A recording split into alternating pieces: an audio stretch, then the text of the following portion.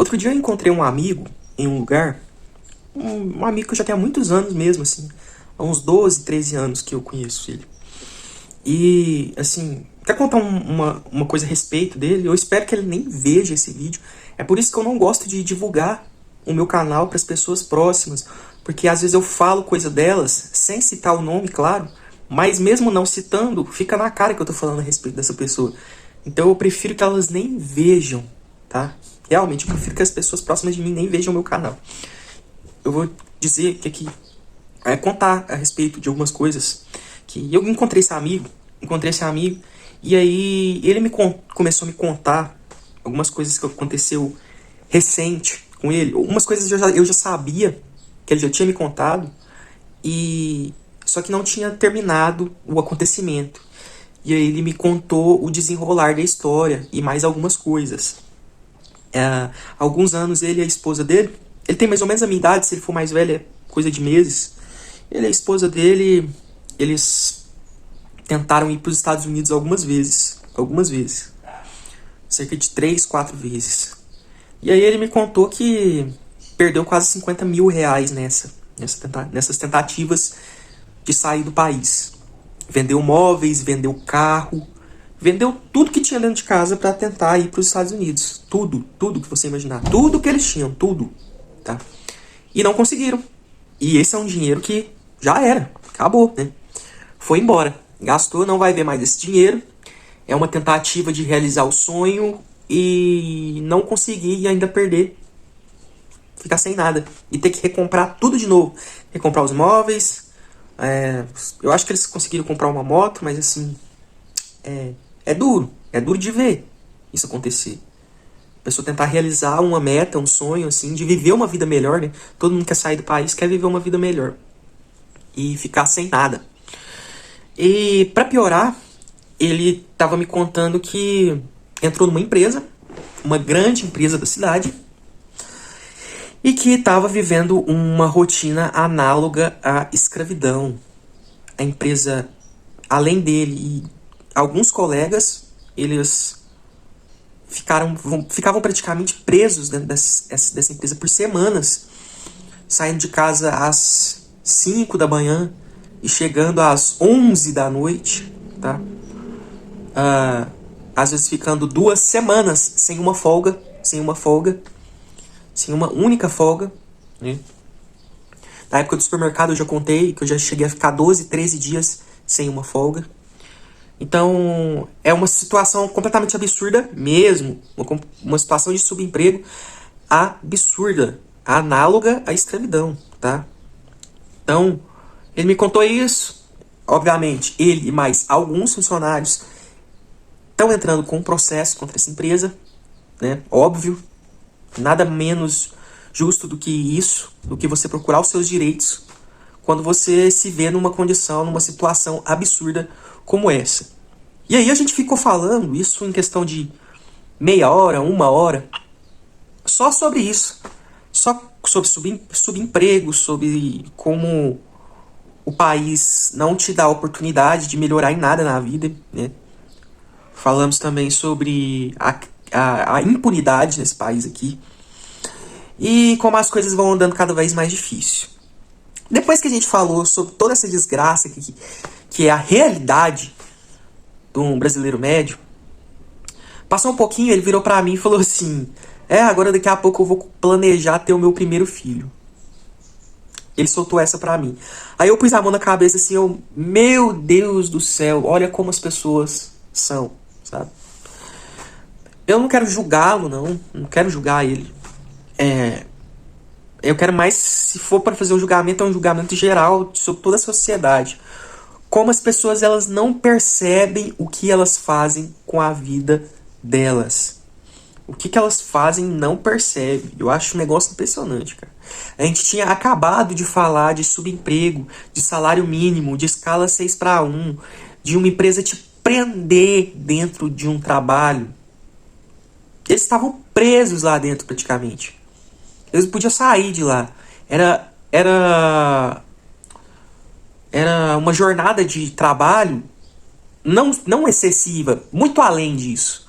A jornada de trabalho é 7, 8 horas. Os caras estavam ficando quase 16 horas dentro de uma empresa, certo? Então, assim, aí ele me falou de filho. Eu fico pensando, por que que as pessoas são desse jeito, sabe? Por que que elas não pensam em se estruturar? Por que que elas não pensam em deixar de viver uma vida de escassez? Por quê? Por que que elas não fazem as coisas na ordem certa? Olha, eu vou me estruturar aqui, eu vou ganhar dinheiro, eu vou aprender uma habilidade que eu nunca mais vou ficar sem dinheiro com ela. Eu vou aprender algo aqui que vai me trazer um retorno, que vai me fazer ganhar dinheiro, e daí eu vou comprar a minha casa. Tudo bem, eles já têm a casa deles financiada, mas eu vou fazer um pé de meia. Eu vou fazer investimento, vou começar a investir, vou fazer uma reserva de emergência, vou ganhar mais dinheiro, vou me estruturar de verdade. E daí, depois disso, já que tenho a vontade da paternidade, aí sim, eu não vou passar perrengue. Eu vou oferecer para meus filhos o que eu queria ter, né? Que é não passar falta das coisas. E assim, e eu falei tudo isso para esse amigo, né? Aí o argumento dele foi o seguinte: mas antigamente era tudo bem mais difícil, porque minha mãe usava fralda de pano em mim, sabe? Ela tinha que lavar, não tinha fralda descartável.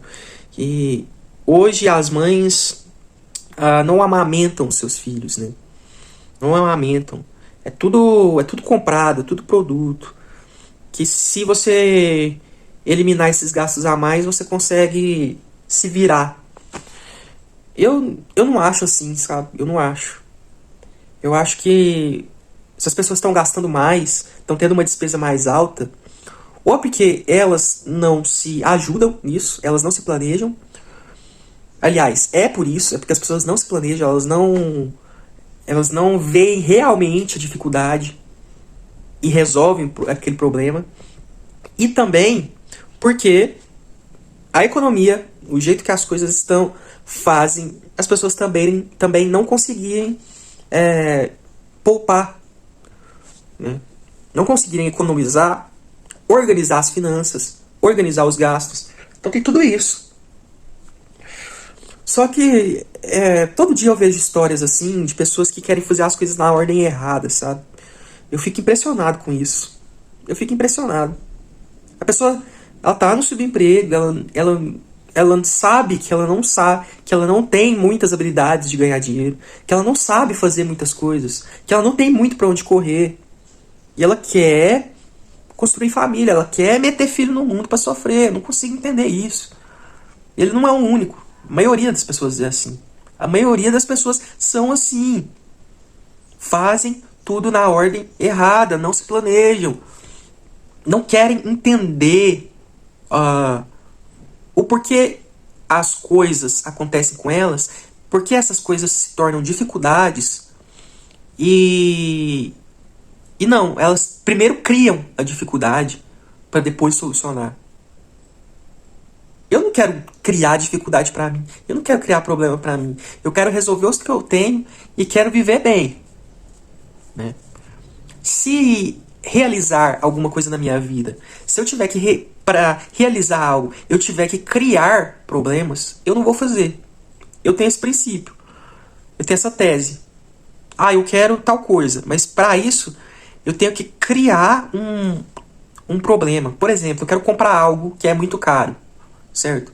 Quero comprar um carro. Quero comprar um carro de 80 mil, certo? Só que o meu salário ele não me permite comprar esse carro de 80 mil. Então, para realizar esse sonho, se eu tivesse esse sonho, eu teria que criar um problema. Qual é o problema? O financiamento, né, para pagar uma parcela que eu não consigo pagar. Então, para realizar algo que eu quero, eu vou estar tendo que criar um problemão para minha vida para que eu consiga aquilo. Então, eu já não vou fazer. Eu tenho esse princípio. Aí, com isso, eu levo para tudo. Eu levo para tudo que eu vou fazer.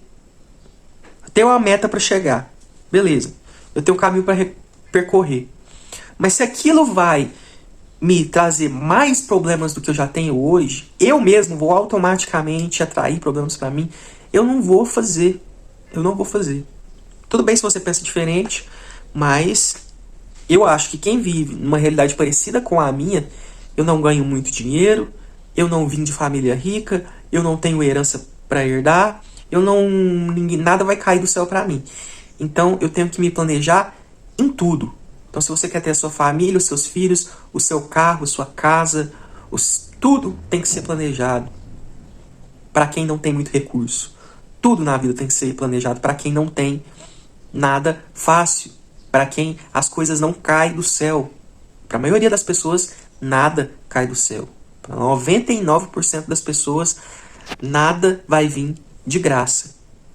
Tá? Então não crie mais questões do que a sua vida já tem. Não crie mais. Faça o que você consegue fazer, faça o que está ao seu alcance. Que aí pode dar certo, beleza? Valeu, falou e até a próxima.